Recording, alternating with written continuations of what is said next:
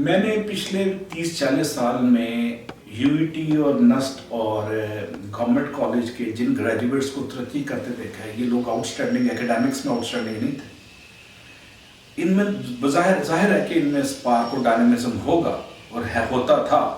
لیکن ان کی جو خاص وصف میں نے دیکھا ان ترقی کرنے والے نوجوان لڑکے لڑکیوں میں جو آپ 60s 50s میں ہیں، ان کے پاس ایک چیز تھی، وہ غیر روایتی سوچ، آؤٹ آف باکس تھنکنگ کے وہ ماہر تھے اور روایتی سوچ کے دشمن تھے، یعنی جو کی تو کی صورتحال یا اولڈ پیراڈائم کو توڑنے کے لیے تیار ہوتے تھے اور نئے نئے تجربے کرتے تھے، وکٹ سے باہر نکلے کھیلتے تھے۔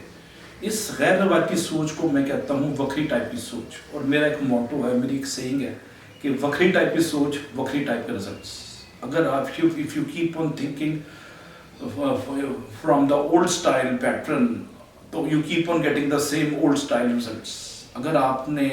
رزلٹس میں حدت، شدت اور ندرت لے کے آنی ہے، اس میں گروتھ لے کے آنی ہے، ایکسپینشن لے کے آنی ہے، تو انوویٹو تھنکنگ یا وکری ٹائپ کی سوچ لے کے آئیں، اس کے بغیر ترقی بہت مشکل ہو جاتی ہے۔ میں آپ کو ایک اپنا واقعہ سناتا ہوں، میں یہ کلیم نہیں کرتا کہ میرے پاس وکری ٹائپ کی سوچ ہے، لیکن میں اس کو فالو کرنے کی کوشش ضرور کرتا ہوں۔ 1987 میں اخبار میں اشتہار آیا، ڈان میں، جنگ میں اور باقی اخباروں میں، کہ جی گورنمنٹ آف پاکستان نے 400 اسکالرشپ دینے ہیں ایم ایس اور پی ایچ ڈی کے یورپ اور امریکہ میں، ministry of science and technology کا۔ میں نے اپلائی اس لیے نہیں کیا، میرا خیال تھا کہ اس میں صرف سفارشی لوگ جاتے ہیں، لیکن اتفاق کی بات ہے محمد خان جنی جو کہ گورنمنٹ تھی، اس نے کہا کہ کوئی بندہ بغیر میرٹ کے اوپر نہ جا سکے، تو میرے کافی دوست اس میں یو ای ٹی کے اور گورنمنٹ کالج کے لوگ پی ایچ ڈی کرنے نکل گئے۔ اگلے سال جب میں نے اپلائی کیا تو کمپٹیشن بہت بڑھ چکا تھا اور 40-50 ہزار امیدوار تھا اور 400 اسکالرشپ تھے،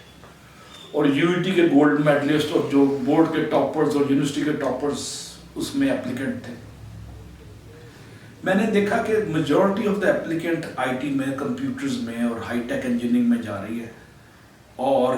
ان کے سامنے ساتھ میں کمپیٹ نہیں کر سکتا۔ جو کائزن بورڈ میڈلسٹ تھے، 4.0 CGPA ٹائپ لوگ اور نیوٹن اور آئنسٹائن ٹائپ لوگ ہر کلاس میں، ہر یونیورسٹی میں ہوتے ہیں، کتابی کیڑے۔ میں نے کہا میں ان سے کمپیٹ نہیں کر سکتا،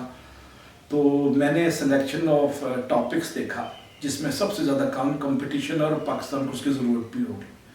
تو میں نے محسوس کیا کہ انرجی انجینئرنگ ایک ریلیٹیولی لیس ٹچڈ ٹاپک ہے جس کو میجورٹی اگنور کر رہی ہے۔ میں نے اس میں اپلائی کر دیا۔